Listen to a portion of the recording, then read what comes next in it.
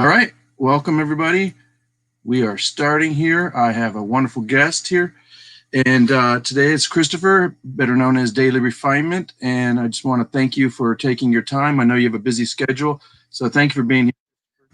Thank you so much for Oops. having me, And Anderson. guess what I got to do? I got to go and do the mute thing. And the one thing I always forget to do. Here's my co-host is always reminding me. So Luis is not going to be here today, guys. I'm going to mention that for everybody that's coming in the live chat or rewatching this.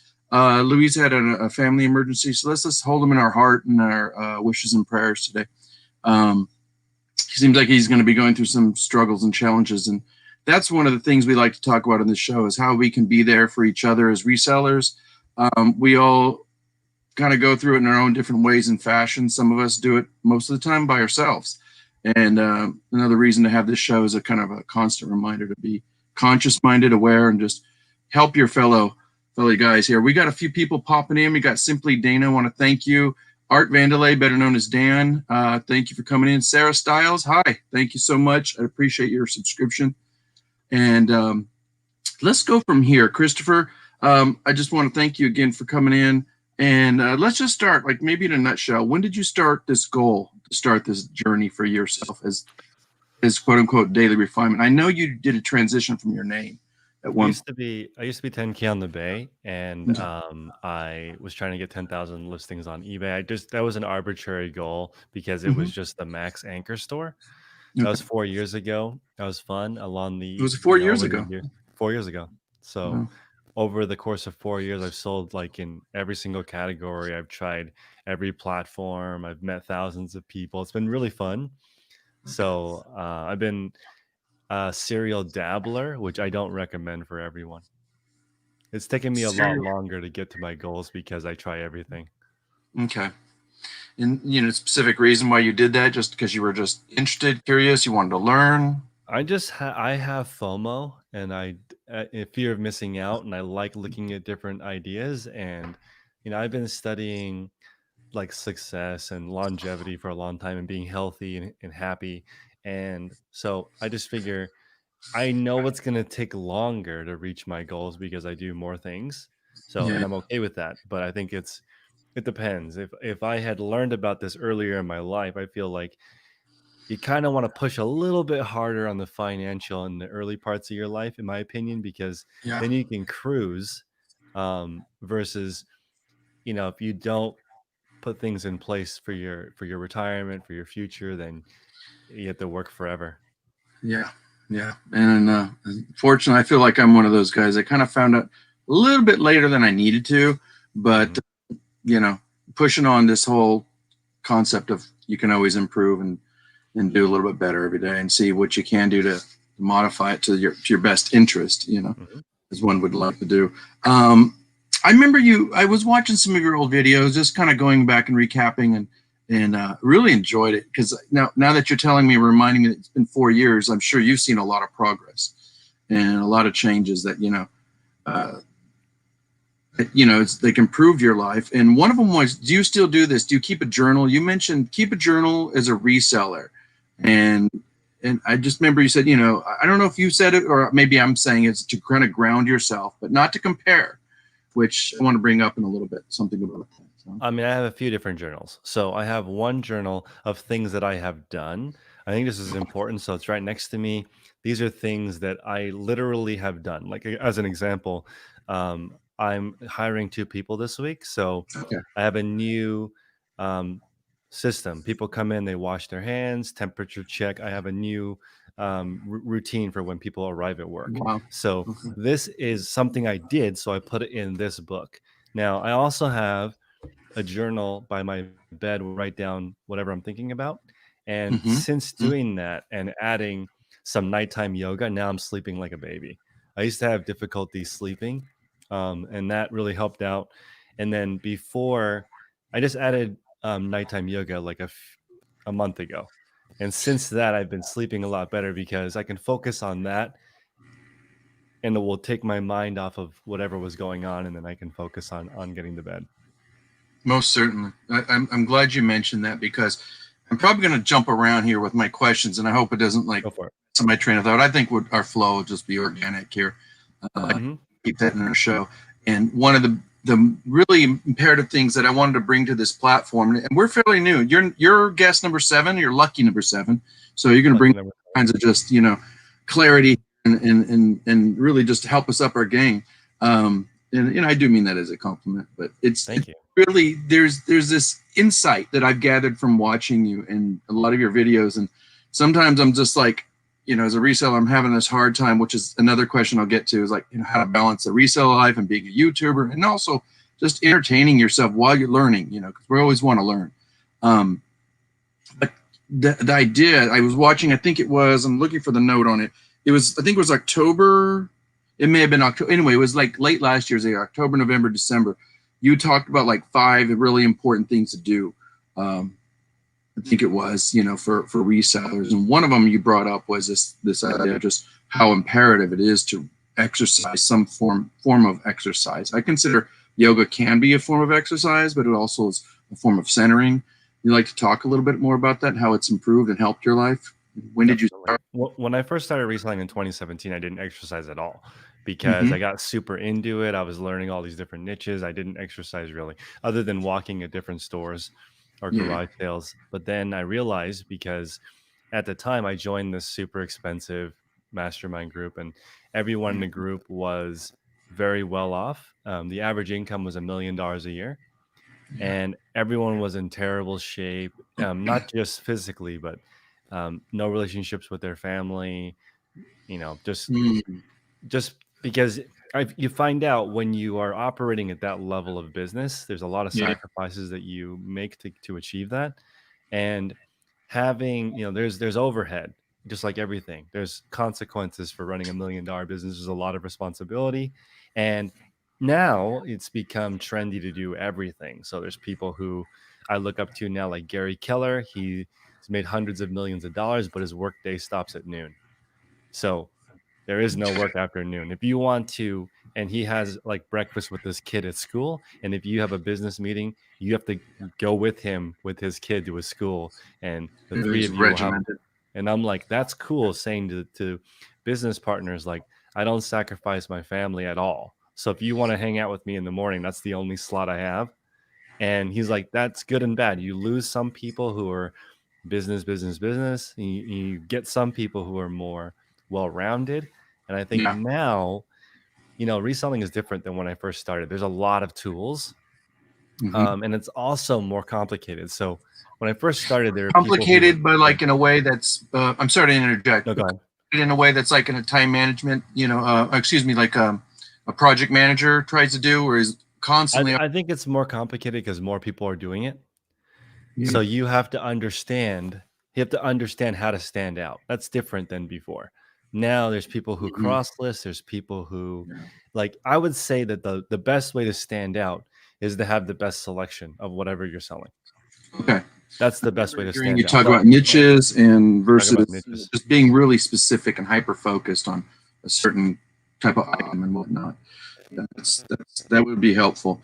Yeah, you know, just falling into that trap of just, you were talking about sacrifice. I'm sorry to cut you off if I go ahead. Train of thought. And so and also just kind of moving the dialogue along, just this idea of sacrifice, you know. I think one thing that I'm always concerned with, and I want to bring up to this platform is that, you know, we're cutting our name, by the way, down.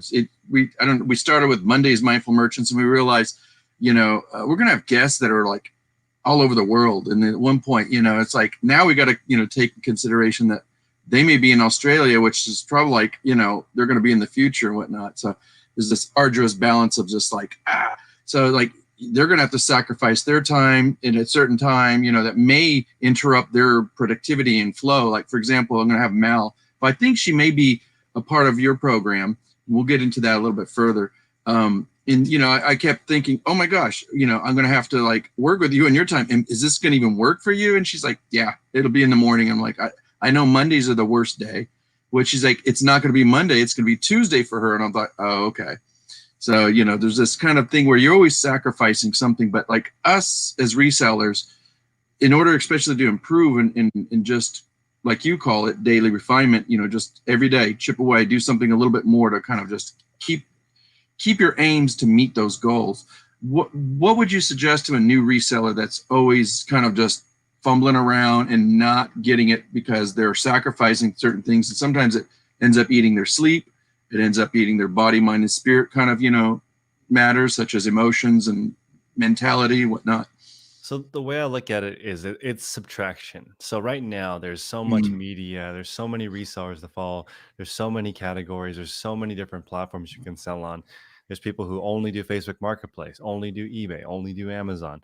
So the way I look at it is you just write all this down, all the different Mm-hmm. things, and then you just subtract things don't that you don't want to do. That's the only way to do it, because you're never going to get less information. It's only going to be more things in the future. So for Yeah. me, I I do this with people. Even if people are, I subtract people all the time when I'm meeting people, and I'm like, there's no room. Like I want less but better. And I think that's how you should approach reselling. When you first start, you don't know what to subtract. So it's okay to do, I call it sampling, where you try everything. Maybe try Mercari, try Poshmark, try selling hats, try selling microphones, get a feel for it. And ideally, the way I like to get a feel for it is talk to people who are good at that. Find out what they do. If you go to a job interview, you usually ask, what does this job look like? Is there somebody that Mm-hmm. does this for a living that can show me what it looks like? Yeah. And I think maybe that's been my superpower. And in the last 4 years, I've met someone who's good at every kind of reselling. So I just go straight to the source, find out what it takes, and usually it's the same. It's just, over time they fell into a niche, or they found somebody somewhere, or they know a guy or a gal somewhere, and that got them a connection. And usually where you end up reselling is not where you start. So Mm-hmm. don't panic. It's like you could start off selling It's good. dry you could start off selling washer and dryers and end up selling dental equipment. You have no idea. Yeah. That's duly noted. Yeah. So you were talking about like this idea of subtraction, which I love, and I remember hearing you talking about all the time. And I don't know why one day, yeah, why are you doing all those things? And this is taking you longer, and yeah. So it's always this, idea of like, what can you minus to push through a little bit farther? The unconstipate is the way I like to put it, because when you don't have the freedom of flowing, it's like the concept of what is it? Is it feng shui? I think it is, where you got the energy of movement, and it's like you don't move things in a certain way. It's like when you talk about these processes, have something where you can just keep this fluidity going. I don't see how, if you don't subtract certain things out of your life, that they're not going to be there. But I have one more filter to add to that. Yes, please. So essentially what reselling is just filtering, right? You can sell anything, but that doesn't work. You have to learn how to sell like specific things over time. So that being said, for me, in my life, one of the reasons why I can do this is because there's two reasons. I have really, really low overhead. So I don't have any bills. So I could literally just not work at all and be fine because I don't have any overhead. I keep my bills super, super low. The second thing is that I don't really sacrifice my time with my wife ever. So like Mm-hmm. we've been on like 80 vacations. We go on 2 dates a week. When I'm home at 6 o'clock, I really don't use my phone very much. So that relationship's rock solid. So Good. that's, in my opinion, that's harder than doing business. It's easy to just work on business all day. You can even tell your family, I'm making money for you, so shut up. But that doesn't Right, feel good right. on their end. No. So it's much harder to put work into relationships than it is on business. And that's my opinion, because if you screw up your sale, you can just list another item. But if you mess up your family, it doesn't really work like that. And with business, I mean, a good business person, in my opinion, is like one that doesn't take it personal. Like you said, okay, I did this transaction, didn't work, thank you, goodbye. You don't have to deal with them again. But like I've learned that closely with my daughter, who's now turned 18, and she's just like, Dad, I want nothing to do with resale.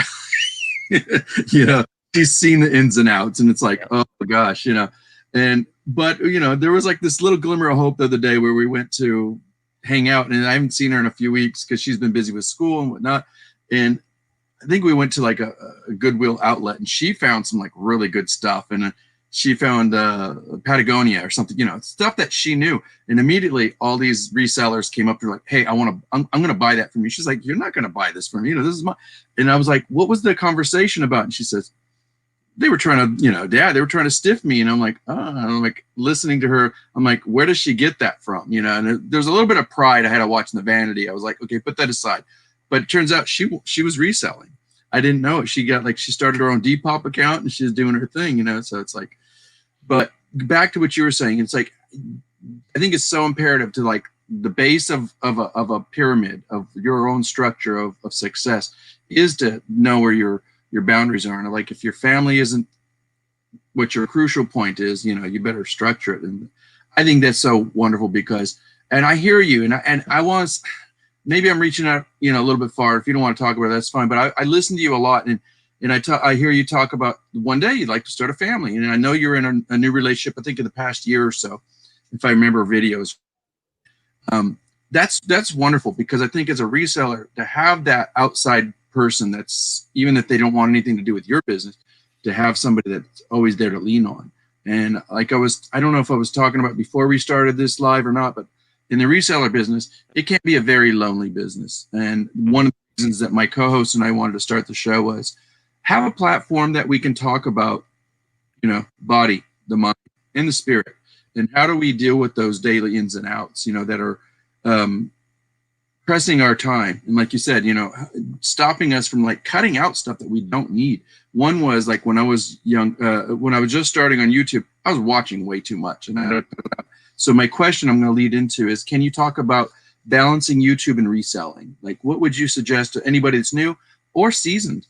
You know, that's a great topic. So I would say that one of my new favorite things is do long-term things with long-term people in long-term industries. Yeah. So I think YouTube's going to be around for a while. So Okay. I decided to invest time into doing it. And my wife gave me, well, at the time, she was my girlfriend. She gave me great advice. She said, just do YouTube for a year for fun. Because most people who are great at YouTube look like they're having fun. So Yeah. just do it for a year and see what happens. And then what your Kind of like channel an ends up, experiment. yeah. And at the end of the year, it's going to be different than where you started. So don't worry about it. Mm-hmm. So it's true. So I just started it. I even changed my channel name. I changed the focus from only money. I actually don't care as much about that. I do think you need to make a certain amount of money, but you know, one thing I learned when I first started the journey, one of the reasons why I switched to daily refinement is because generally resellers I don't like. So this is kind of crazy because I consider Okay. myself a leader in the reselling community. Yeah. But if you're only thinking about getting by, that's a really like selfish way to approach life. Yeah. If you look at the great YouTubers, they provide way more value than they give. I mean, than they take, right? Yeah. Because you're getting thousands of people and only getting paid a penny per 100 or something, right?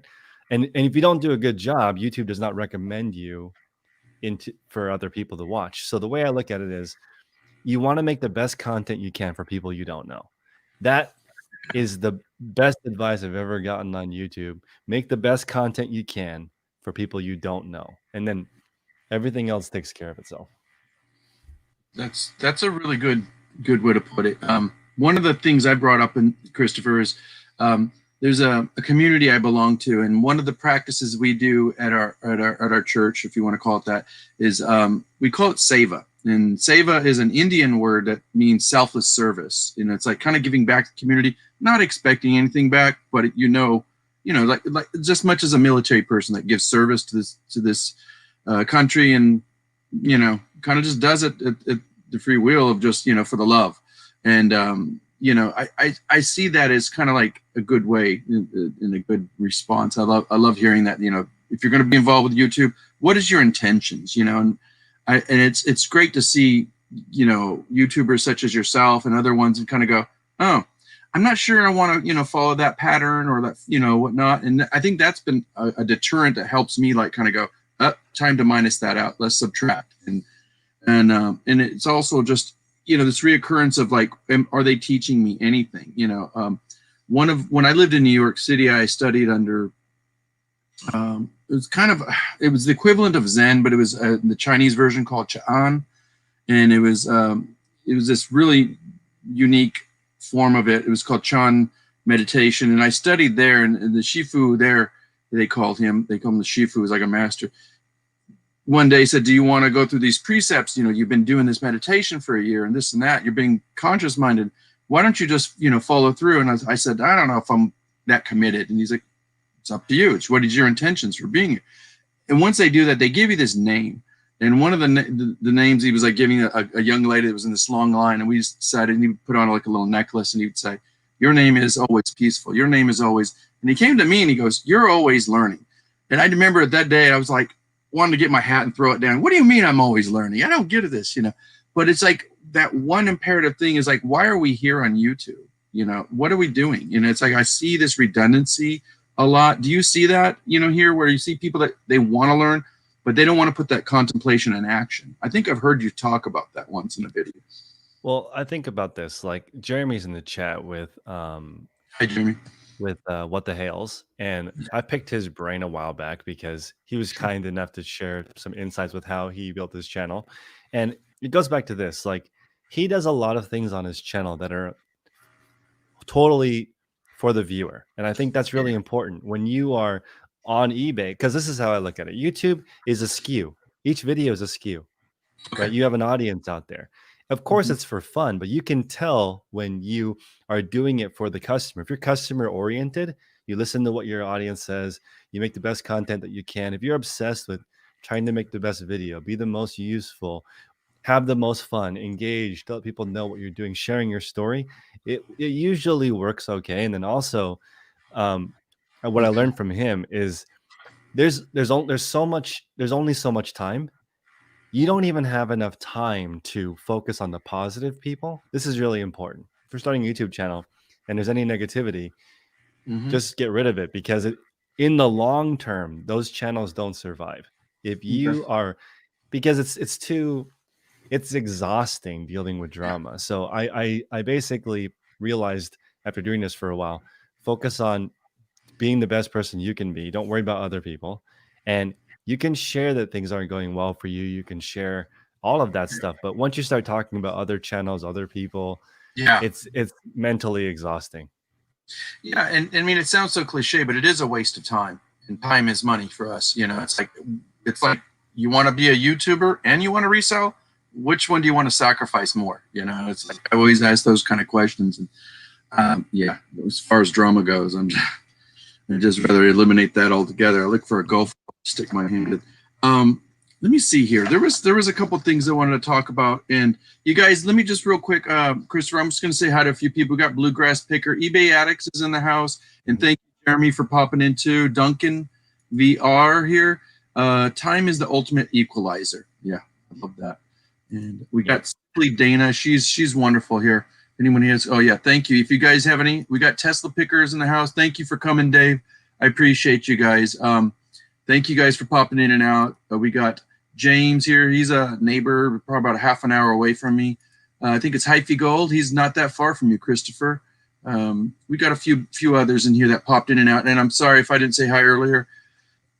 What did Jeremy say? He says, YouTube was just for fun for me. He's never thought of anyone would watch. Well, you know, I don't know. You know, it's like I think some of us come here to entertain. Some of us come here to preach, if you will, you know, or like, you know, we have something we want to share. And that's what I wanted to bring up was there was something you said, and yeah, let me go to it. It was in one of your videos in October last year. You said you talked about you wanted your channel to be, how did you put it? You said talked about being less of a channel about motivation and more about doing this today. And that's where I was talking about this contemplation and action, you know. So yeah, this is analysis paralysis, right? So if you think too much, you end up not taking any action. So you know, now that I've been doing this for a while, I'm the king of taking action.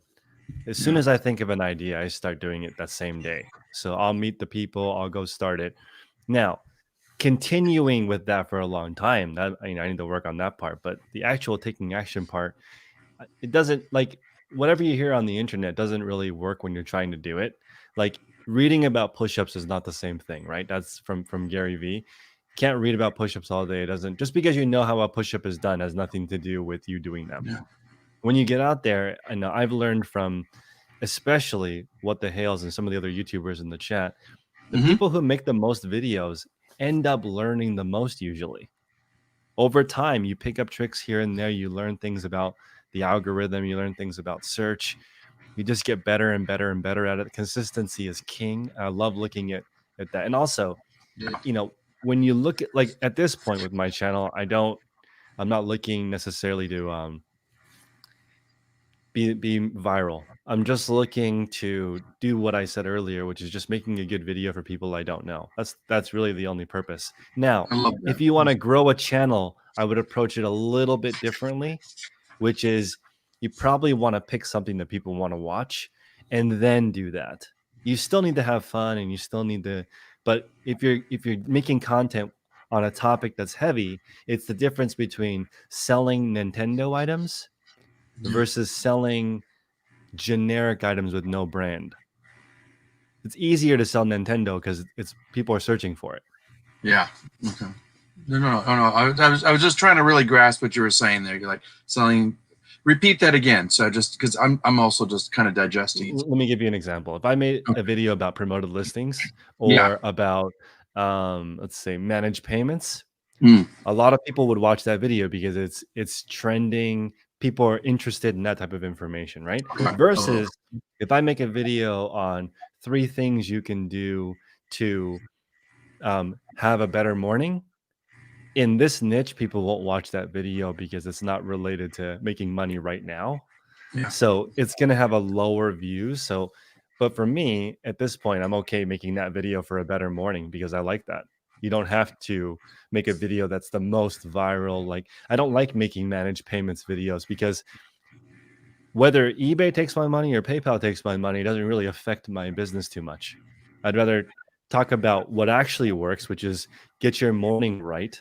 If you're in a great mood and you in an awesome workspace, you're gonna do stuff. If you wake up in a bad mood and you didn't get a good night's rest and you eat 3 donuts, you're not gonna have a good day. Yeah,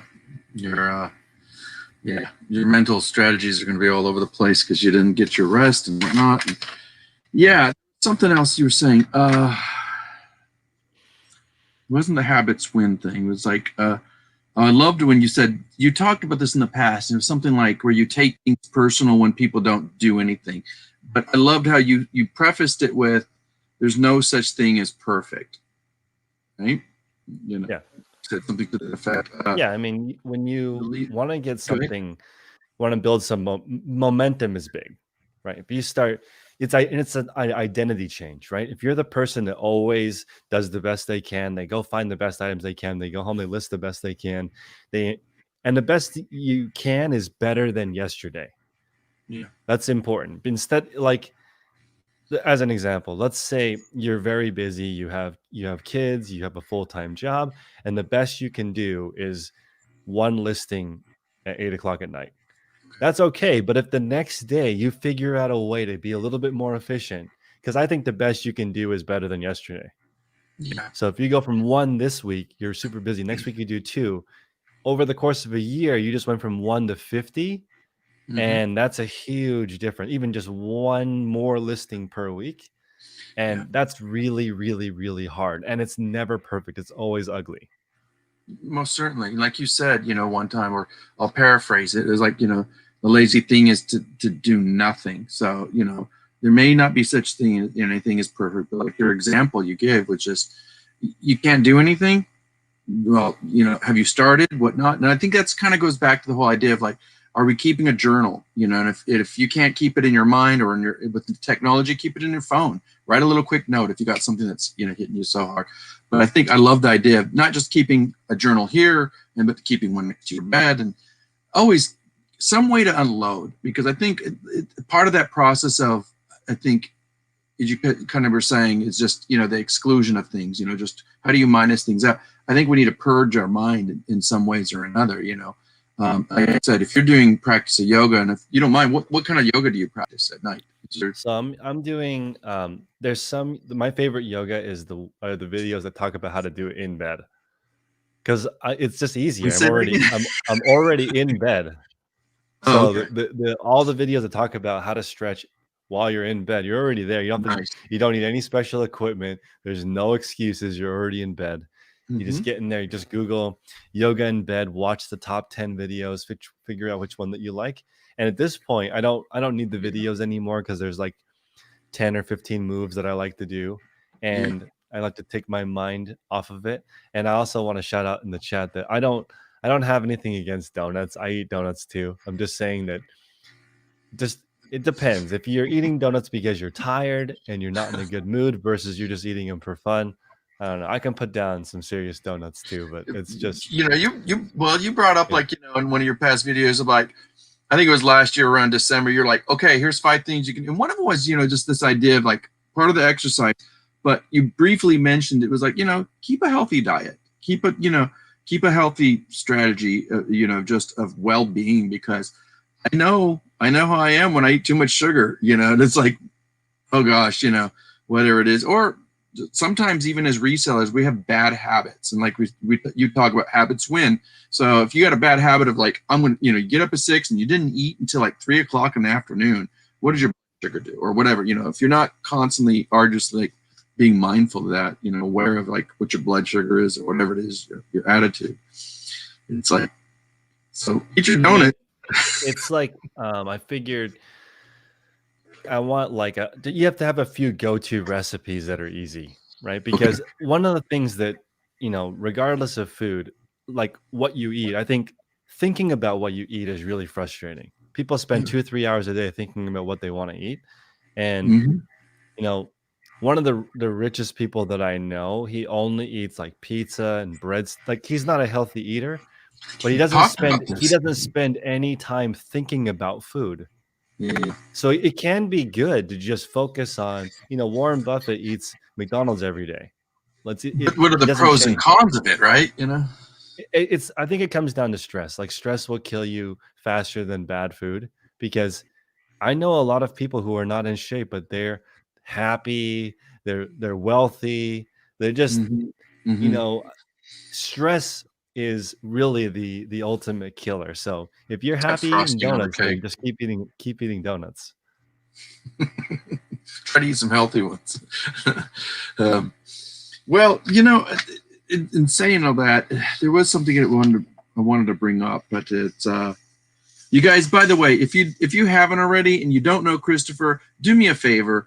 After this talk is over, go down below, check out his links. He's got some really good information here, and he's the kind of guy that I think is it Tuesday or Wednesday. Correct me if I'm wrong, and I'm bad. I know I'm terrible with the date things. You have an open forum where you can sit there and listen on a live stream of some of your patrons. Correct?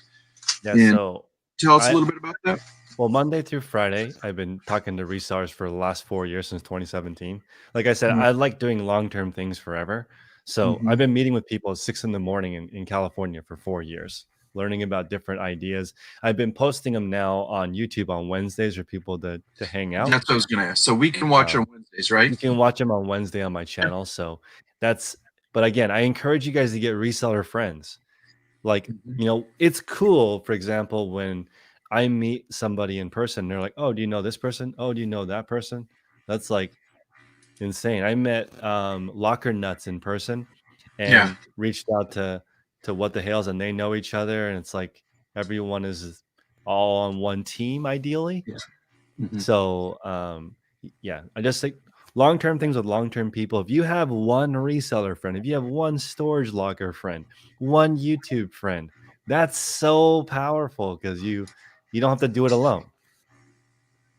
There is the inherent power of just being able to reach out, and that's kind of usually how we end up our show, Luis and I. And unfortunately, for those that are in the chat, I'm just going to give a quick reminder. Luis had a family emergency, so you guys hold him in your heart, hold him in your prayers tonight. You know, just he's got some stuff he's going to have to be challenged with. I think everything's going to be fine, but he was the go-to person for a family member that got ill.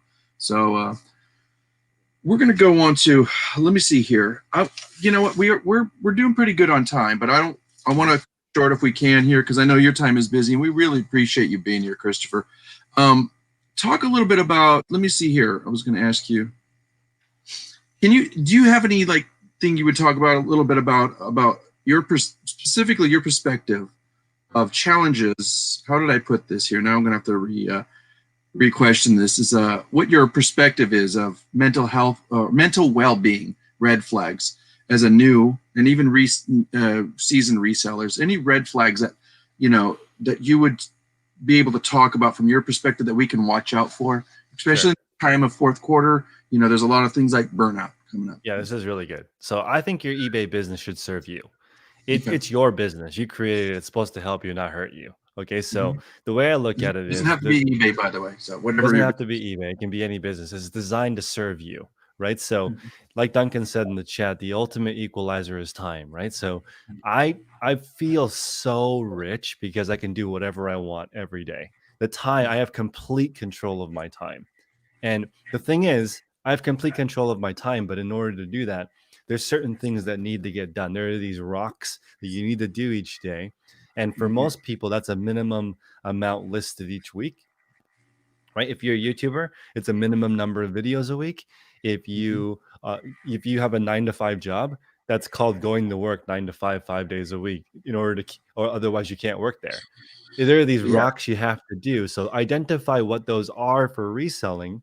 And that, from my advice for people who are just going full time, since you are your own boss, you have to tell yourself when you work. Otherwise, it's too easy to not work. Not only that, I mean, just, and that's a really arduous one for me, because in the last year, I want to say I've kicked it up, and I kicked it up a little bit better, and I've seen myself elevating. One of the hardest things I notice is for a single reseller such as myself. I do have a relationship, outside of what I do, but maintaining your focus to constantly, and my one thing I wake up every day is I have daily aims to reach weekly goals, monthly goals, annual goal. I try to keep these aims as, just simple as can be, but very poignant and direct. And, I see it constantly where, like, if you don't keep accountable, and I think it's kind of familiar, and it sounds like it may be cliche to some of you guys in the live, and we've all heard it, but do you keep an accountability board? There's a gentleman by the name of Derek. He's Fundamentals of Side Hustle. He gave me the beautiful reminder. Like, it was silly. Had this chalkboard, and it was with like Seagram's alcohol.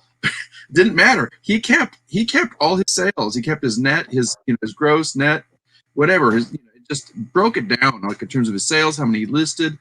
And I'm telling you, if you can't do those kind of like simple daily aims and whatnot, such as Christopher's mentioning, whether it's about YouTube or what have you, I don't see how we can continue to, like, really successfully just kind of elevate. Accountability is huge. It's also very painful. So I do it once a month financially for all the different types of income, and it's very hard to keep one plate spinning as you add on another plate. Yeah. If you have YouTube and then you want to add on eBay and then you want to add on something else, it's hard to lose the consistency. Usually what happens, this is from my experiences, YouTube will start doing really well and then your eBay business will go down. You have to have systems set up so that your eBay business does not go down. Otherwise, you can really only do one thing. That's one thing I admire about Jeremy What the Hales, is he's like so good at being consistent about videos. Yeah. I think he's the best in the game. He's like the king of consistency. And I heard he does it all on his phone too. He does it on his phone.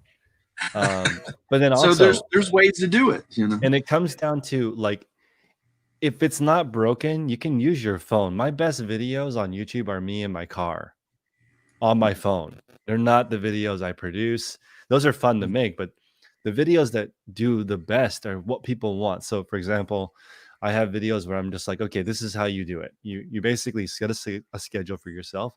You get your 15 listings up a day. That's 100 a week, right? You make sure those items are quality. And that really resonates with people, because they're like, okay, I get it. My rock for the day is 15 listings. And then maybe you throw in a walk, you throw in a workout, you throw in one healthy meal. You eat donuts and pizza, but you also have a salad. Do something healthy for yourself every single day. Keep a journal. Add these things in over time. Yes. It's like routines are even better than habits.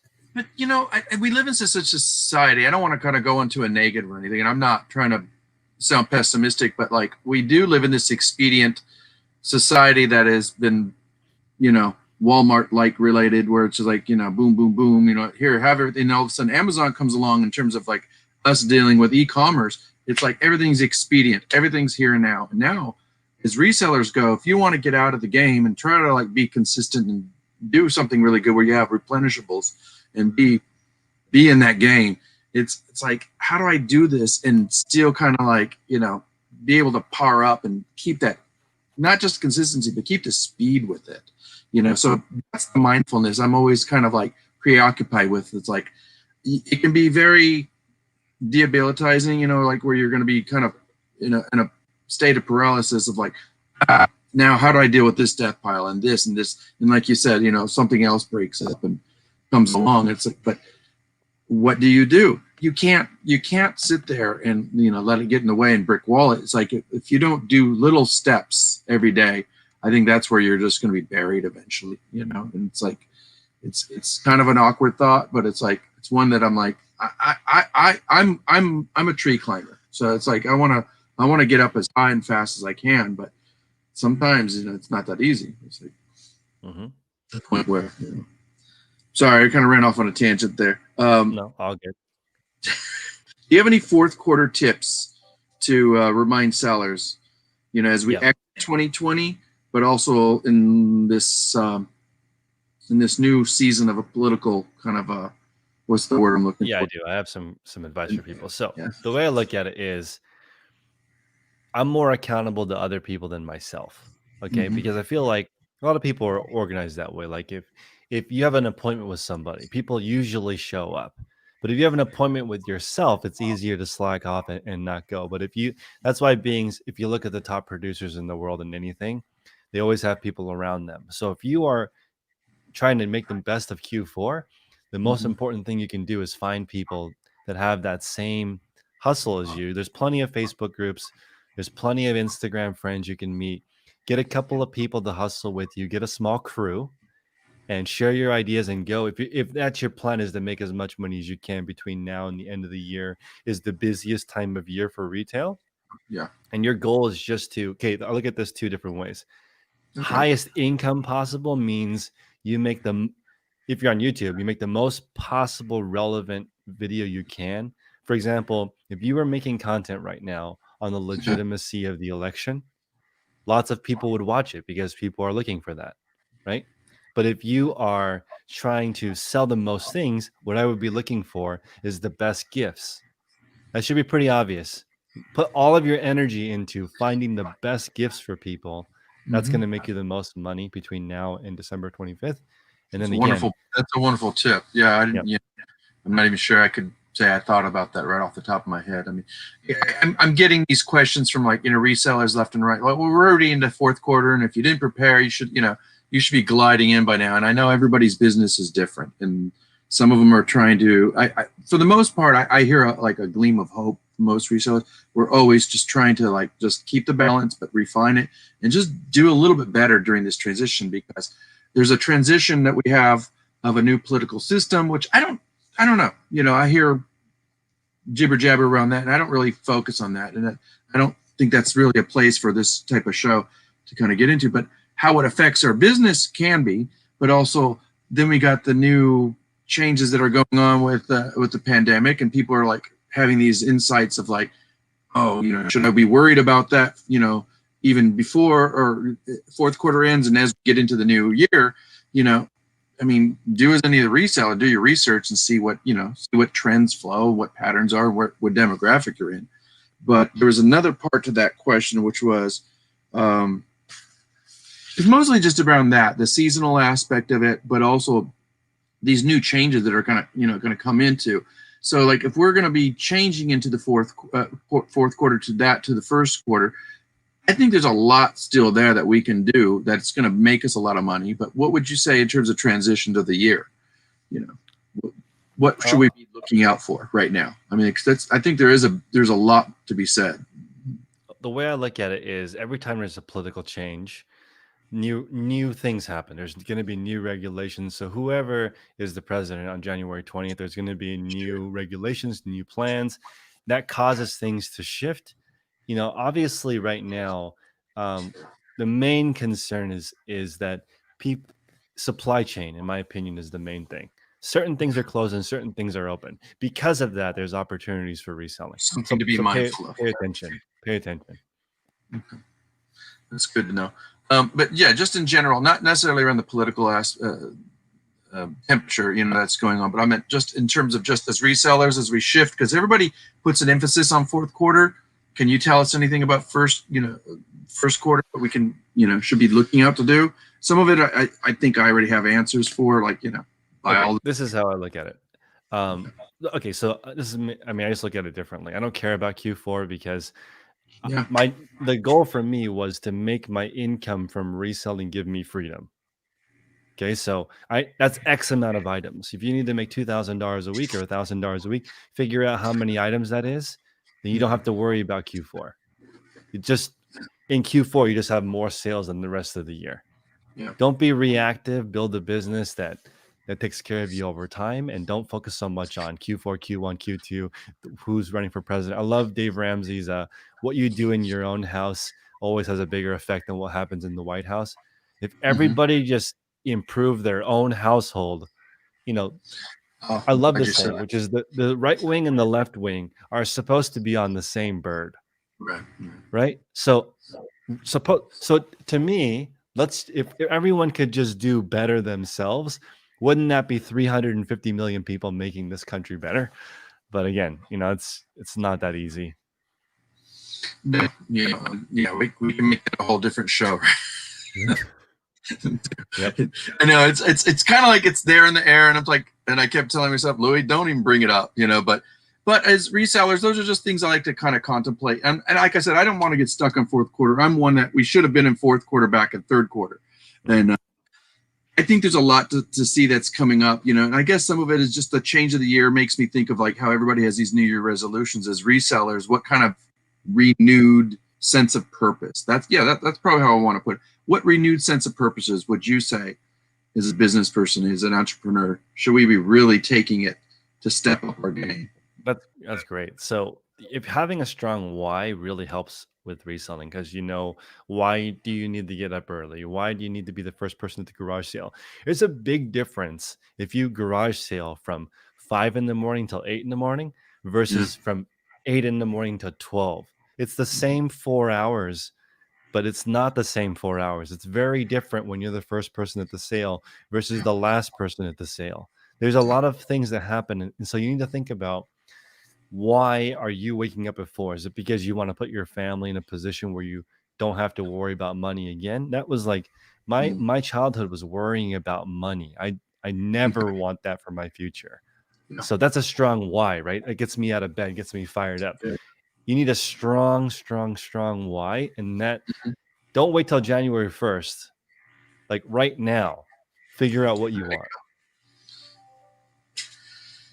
Well, we're getting close here, and we could kind of cut it short here a little bit.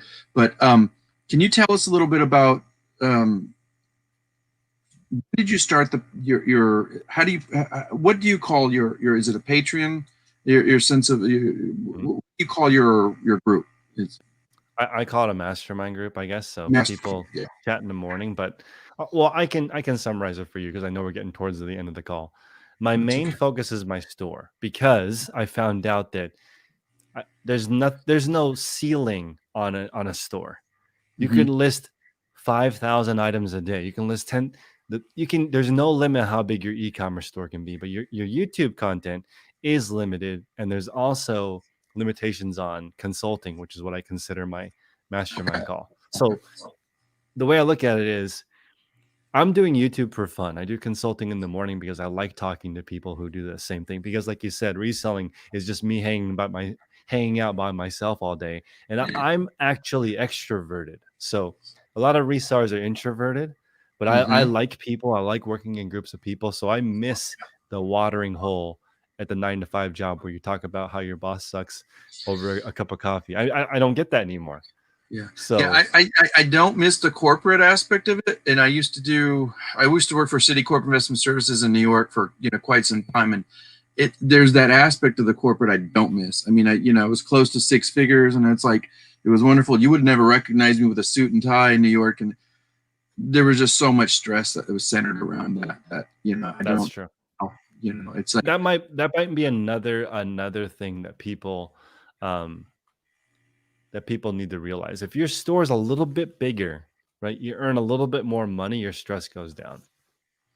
From not like to the point where you're working 24/7, but if you can aim your goals a little bit higher so that you're not just getting by, but you're abundant a little bit, then mhm. your stress drops a ton. Like, you know, I don't know. I'm The glad you people I said know that. that have the big stores and the employees, people think they're super miserable because they have a lot of stuff.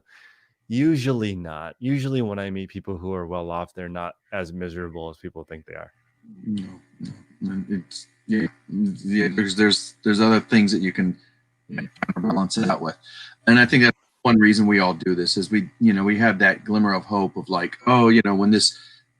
I love it when they even talk about it from a YouTube perspective. Oh, when this YouTube thing takes off, I'm like, good luck, because 1,000 subscribers is never going to do it right away. It's even then, it's like, how are you going to keep that constant balance and still do what I went this way? What Christopher's doing is you actually have, a business that's outside of, YouTube, and it's, it's I don't know how you do it at times. It's kind of interesting, but you So have.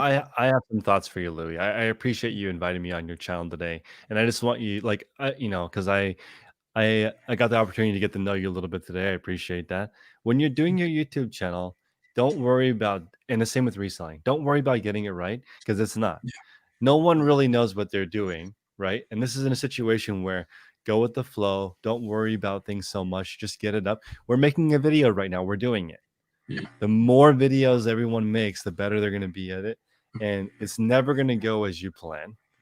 We're never going to know that donuts is going to be a topic of conversation. So you just go with the flow. That's all you can do. And Jeremy's leading us into it with George eating your donuts as we speak. I don't know if you saw that earlier. Mm-hmm. Yeah. So where were we before that? In terms of, I just lost my train of thought there.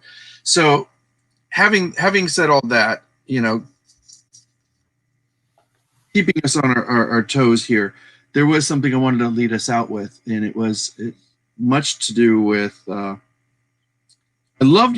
guess it was just you kind of blew me away because I remember you said there's something that really pisses me off. You said I didn't use those exact words, but you said it's it was something you take personally, and that is when somebody doesn't do anything. So as far as your daily refinement, and I love that. I don't know how you came up with that title for your YouTube channel, but it's like it's such a beautiful reminder. It's like, I'm going to go watch Daily Refinement. No, you're watching yourself, really taking that action if you take that initiative, but that whole idea about if you don't do anything, it's like you take things personally from other people. And I kind of go into that too, because I'm wondering if that has anything to do with your beginning journey. Like you said, you were more of an introvert. And I remember hearing the story. I think you said you had like 3 male friends or something like that were like all falling in love with the same girl or something. Well, I was not. Okay. I've always wanted to be extroverted, but when I was in middle school, I was like a super nerd. I only had the 3 friends, and they all liked the same girl. And I was like, you know what? I'm just gonna tell her, and if I lose you 3 as friends, from 3 to 0 is not that far to fall. I'll just start over again if you guys don't like me. So I'm like, we need to stop doing this and get out there and be. See, that's I guess that's why I'm bringing that story up. Is like you said, I don't like when people don't do anything about it. Yeah, I'm wondering, that was frustrating for a while. Go ahead. I'm sorry. No, because I was like, if I knew what I wanted, you guys all want the same thing and are doing nothing. I don't even know what I'm looking for. I wish I was you, because then I could take some action. Yes, that's what I mean by contemplation and action. Because the one reason I studied Chan, which was a form of Zen, it's the predecessor for Zen, and it came out of China, but it was this Taiwanese monk that I'd studied under. He's like, just don't keep thinking about it. When are you going to put it into practice? And he would sometimes come up and smack me on the back of the head. He's like, why aren't you doing anything about it? And that's why when I heard you say that, you said, we don't do anything about it. That's when you watch people like in business and they don't do anything to help betterment themselves. You said you take it personally, which at first I thought, that's kind of arrogant. But I'm like, no, it's cutting the bullshit. It's just like cut, refine it, cut the fat out. Be direct, get to the point. When are you going to take some action? So I love that. So when did you know you weren't an extrovert? No, I think I've always been an extrovert. I just didn't know how. Yeah. I consider myself I'm sorry. I meant, when did you know when you were no longer an introvert? I meant to say, when did you go and transition into being?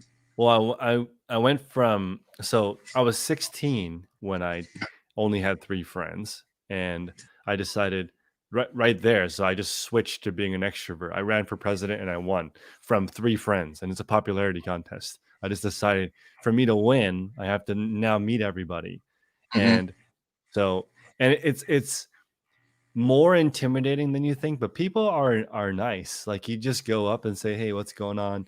What's your name? What are you working What on?" was And then that just start drive that really pulled you out of that? That kind I of. think okay, I just what was that drive? Just I feel like this Now we're intense. time traveling. Yeah, we're time traveling. I would say that's a really good question. Because I The remember you desire. told a story where this, like you said, this guy came up to you, and this is not to answer your question, but it's like he said, "Come on, let me show you, Christopher." And you guys sat at different tables, meeting these different groups of people in high school. But what was the drive that made you take that step before that? I guess, I mean, I can't think of a way to put it other than tired of being a loser. Mm. I just did not want to be a loser anymore. It's like, what's the point of being smart or having money or being successful and then no one to share it with? Mm-hmm. You Or as know, opposed to the antithesis of wanting to be an achiever. I don't know. I when I gave a speech at the graduation, and I was like, I don't recommend, like, I had all the academic stuff, but was really miserable. I was way more happy just being social and talking to people and understanding and sitting with people I don't know at lunch. That was way more interesting to me than being good at math. Like, Nice. that didn't do anything for me. In those relationships, do you think they taught you anything Yeah, to where? that's the best. It's the best part of life. It's like the being able to share your thoughts with people is incredible. Like, Mm. there's so many people who do this alone, and I feel like they just don't know what it's like to share something with Thank you somebody. for sharing that. Yeah. Yeah, because there's watching your program, that the one day you afford us to watch it on YouTube, that anybody can come and see, and I love that you give this offering of service where you say, hey, if you want to try it, come out and try it for a week or something like that. All they got to do is email you. Is that correct, Christopher? Yeah, if people want to try it out, they can. But again, that's this. I mean, hopefully, this chat's not about me self-promoting. I No, just, but you know what? I don't yeah, mind sharing this because the same story that I heard you, that I identified with, that I appreciate, and I think it really is. It can speak to somebody who may be shy that's rewatching this in the long run. It's still that they can have a place they can go to the lunch tables and hop from table to table until they find something that they like. But more importantly, find about something that's going to help them achieve and kind of come out of a struggle of just not doing so little, but doing a lot more, maybe, and as you put it, daily refinement, and we say, just how do you be a better mindful merchant? That was the one, I would say that was, that's a really good username, Mindful Merchant. that's what we're calling this program. And, we're sticking to it. We used to call it Mondays Mindful Merchants. By the way, after today, we're getting rid of the Mondays, so it can be a little more international, so we can cut across the board. And hopefully, give people something to chew on, some fodder for a thought that they're not doing this by themselves. If you have any mental strategies that you're worried about and, constantly finding that is arduous, go over to this guy, Christopher, subscribe to his channel, Daily Refinement. He does have a lot of great content and talks about stuff that we all like to have this conversation about as resellers. So also, and if you get a chance, down in the links below, make sure give it a consideration. Check out his show. He affords so much time to, like, it's interesting. You have, like, how many people would you say on your chat on Wednesday? You have it once in the mornings? 40 probably. Wow. And you're constantly asking them questions. So you guys in the live, we thank you for coming in today. Once again, you guys send some good wishes and energy to our good friend Luis, who is my co-host, who couldn't make it today. And I want to thank Christopher for being here. And we're just about to go over time. So, Christopher. I really greatly appreciate you being here and answering a lot of questions and just kind of going along this trajectory here. All right. Thank You you for guys having me. much, and we'll catch you later. Bye, guys.